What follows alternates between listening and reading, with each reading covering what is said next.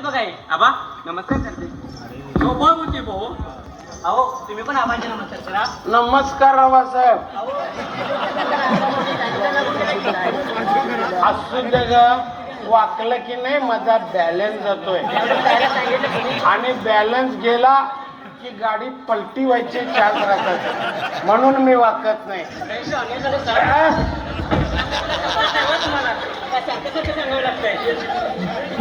हे बाई असं म्हाताऱ्या माणसाच्या अंगावर ढकलू नकोस. आमचा काय नेम नसताय, आम्ही काय हाताच गाव्याला ते धरून वडतोय. काय तर सुटलं तुटलं तर कुणावर जिम्मेदारी. अहो आबा आलेत बघा हे. नीट समजावून सांगाय ना. काय रे पांडू, काय अवस्था पूर्वीच आहे स्वतःची. अरे 4 महिने झाले हिला. 4 महिने झाले? मला कधी बोलली नाहीस ते. अरे गावा, मला बोलू तरी दे.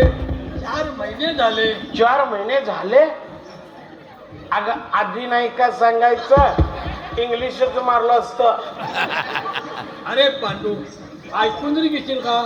अरे बायकोला 4 महिने झाले असं नाही म्हणालो. नाही? अरे मी तुला बोलवण्यास काढतोय 4 महिन्यापासून असं म्हणायचं होतं मला. कधी बाबा झाल्यावर? आज उगवलं म्हणजे. आबा, रोज उगवायला मी काय सूर्य आहे काय चंद्र आहे? मी आपला धूमकेतू प्रमाणे अधून मधून. आबा, मी एक मुक्त वाघ आहे. वाघ कुठेही आणि कधीही. अहो आबा वाघावनं आठवलं, परवा हा माणूस दारू पिऊन चक्क जंगलात झोपून आलाय आणि याचे काहीतरी जीवाचं बरोबर झालं तर काय करायचं आबा? काय रे पांडू, चक जंगलात गेलास आणि राहिलास? आबा, मुद्दाम कोण जातंय होय? मी आपला सरळ घराकडे येत होतो, पण वाट सारखी आपली वाकडी वाकडी वाकडी. मी पण वाट सोडलो नाही आबा, मी पण वाकडा वाकडा वाकडा गेलो. हल्ली वाटा पण काय वाकड्या झालेत नाही आबा. अहो किती सरळ चालायचा प्रयत्न केला तरी वाकडच घेऊन गेलो. आणि मग माझ्या लक्षात आलं की माझं कुठेतरी इंडिकेटर लागलं. आणि नंतर लक्षात आलं की माझा कुठेतरी बॅलन्स गेला आणि रस्ता चुकला. अरे मग काय केलं? अहो मग काय, थेट वाघ माझ्या पुढ्यात. मी पण घाबरलो नाही आबा, हायवाड मारलेलो. वाघाला म्हटलं, ए वाघ, माझ्याशी नीट वाघ.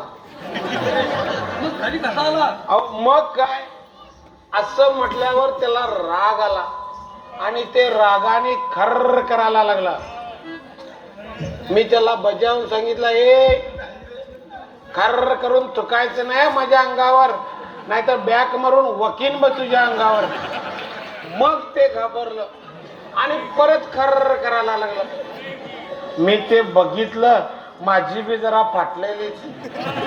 तसाच माघारी फिरलो आणि तराट घराकडे. पांडू, जरा शांत बसावा बाबा, तू बाबा डिस्टर्ब होतोय मला.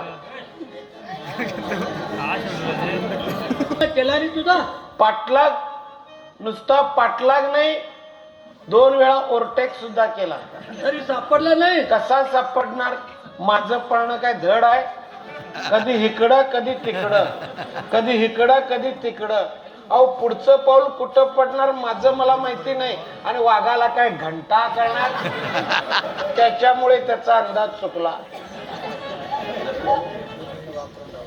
अहो हे तुमचं वाघपुराण पुढं करा. अहो आबा यांना विचारा केव्हापासून दारू तोडणार. घ्या. ते म्हणजे असं झालं, नागड्यापाशी उघडं गेलं आणि रातभर थंडीनं मेलं. अगं आधी त्यांचा पोरगा तरी सोडू दे दारू, माझं काय ते नंतर बघूया. खरं आहे पांडू तुझं. अरे मी पण भरपूर प्रयत्न केले, पण त्याचा काही उपयोग झाला नाही. तसं पाहायला गेलं तर मला तुला सांगण्याचा काही हक्क नाही, पण त्या बिचारीसाठी काही तुटतंय रे माझं. तिचे त्रास मला बघवत नाहीत.